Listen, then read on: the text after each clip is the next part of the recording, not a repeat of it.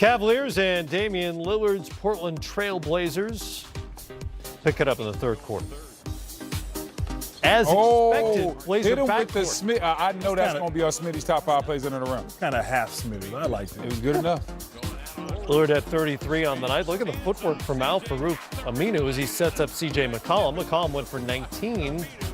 Portland up by 13. So we've seen the backcourt. How about the big fella, Yusuf Nurkic? So talented. Matt, we always say he has to step up and be that third wheel. So it's almost unfair what the kind of responsibility we're placing on him. A lot. You're right. Yeah. It is unfair. If they're going to be great in the playoffs, Nurkic is going to have a big role. He's the guy. Did a little of everything in this game. First career triple-double for Nurk. Nice, 10 points, 10 assists, 10 rebounds, 5 blocks. And a great screen right there, too. For Nurk. Grown man screen. Blazers win it by 17. Lillard records his 15th 30-point games of the season. All right, how about the Jazz playing their best ball of the season despite missing all his point guards? They're down 3 of them at the moment, which means even more on that guy's shoulders. Donovan Mitchell doing some stuff in L.A. Don't do him like that, Spider Mitchell. And then the finish with the left. He had 28 on the night. Third quarter, Rudy Gobert. Put him in the blender. Here comes Rudy Gobert. Love his activity. Right there at the rim, cleaning up everything. Great pass, great finish.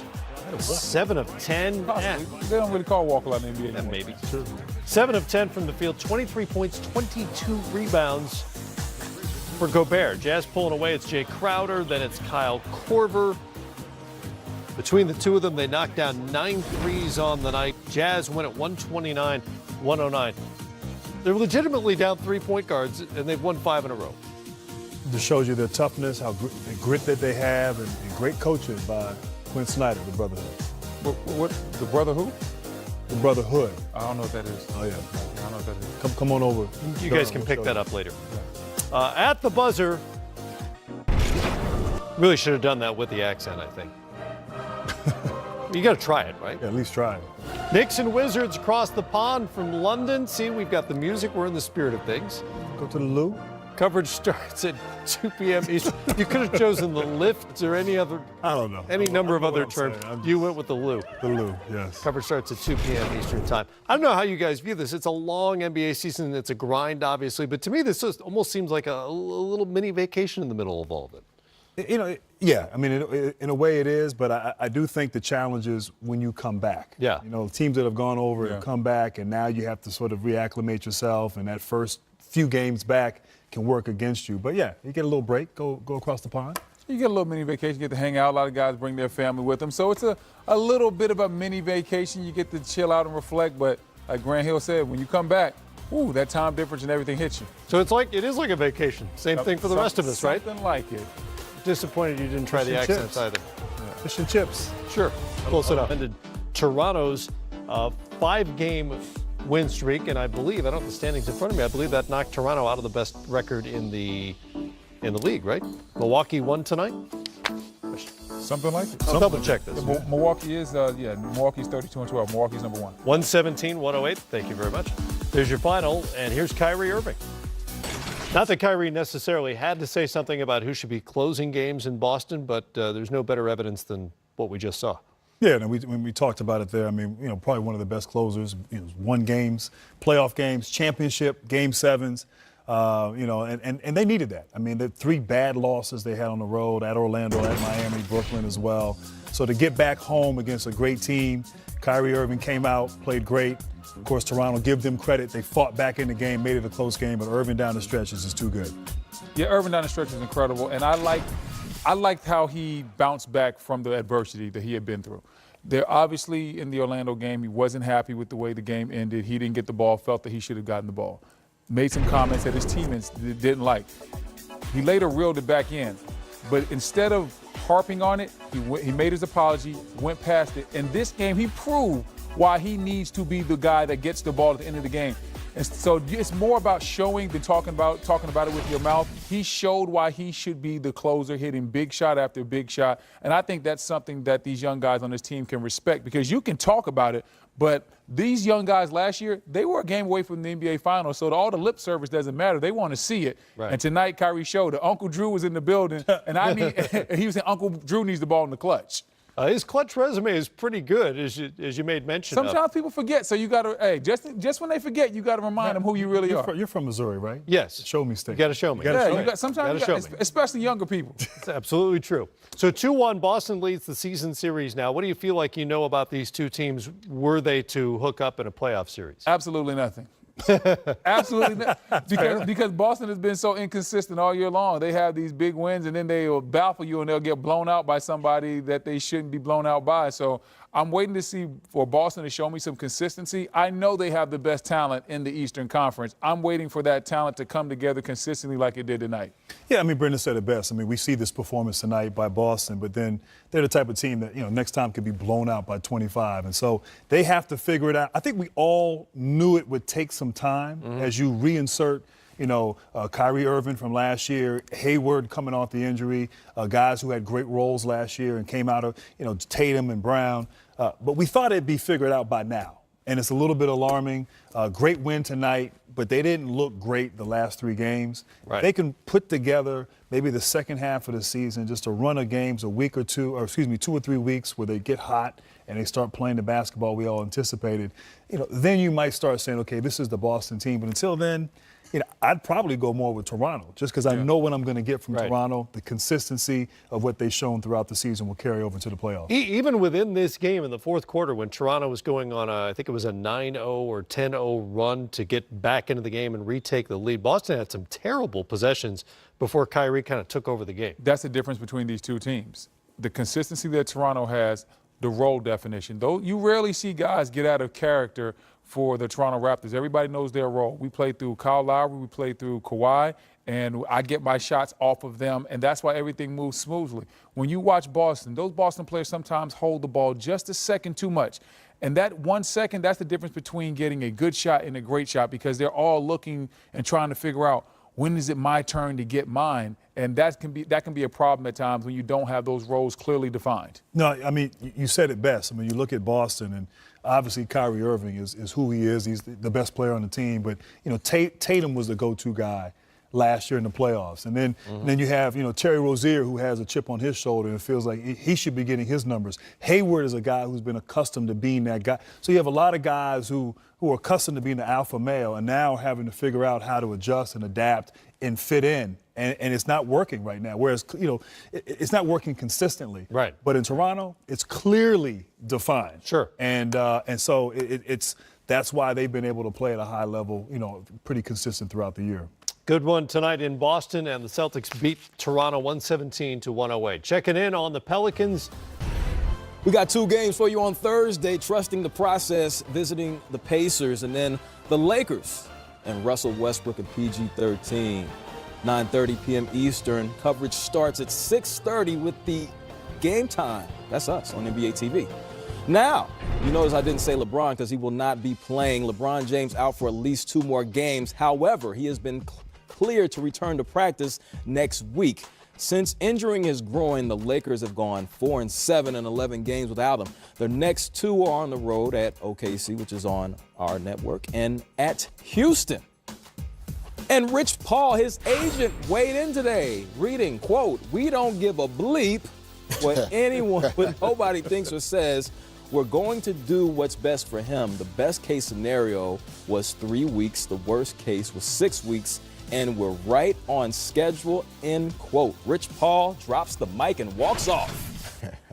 Number one, how often do agents put out statements like this for their players speaking for them as a spokesperson? How often do you see this in the NBA or any professional sport? It's unique. Happens. Yeah, I mean, Does it seem unusual or am I tripping? No, I think it's unique in LeBron's case because we're so used to hearing directly from LeBron James. But I would sense that the rancor about where's LeBron rescue this season, as it cranks up, there are going to be instances where somebody has to say something. I think this might have been Rich Paul just kind of want to set the record straight. I think it makes a lot of sense, too, Fish. If there was an internal understanding of what the timeline would be for LeBron, there's no amount of outside pressure or social media that's going to accelerated. I mean, this is a guy who has never really been sidelined in this way. So why would you rush at this stage of the career? It would be foolish. Yeah, it makes no sense. I think he's spot on. Whether we typically hear from Rich or not, it makes sense. He's LeBron's agent. His job description is to do what's best for LeBron. So what he says makes sense. And I agree in terms of the timing.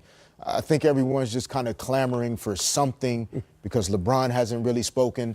Obviously, the Lakers are being cautious. They're not saying much other than he'll be reevaluated at the proper times. And so it's more noise than anything.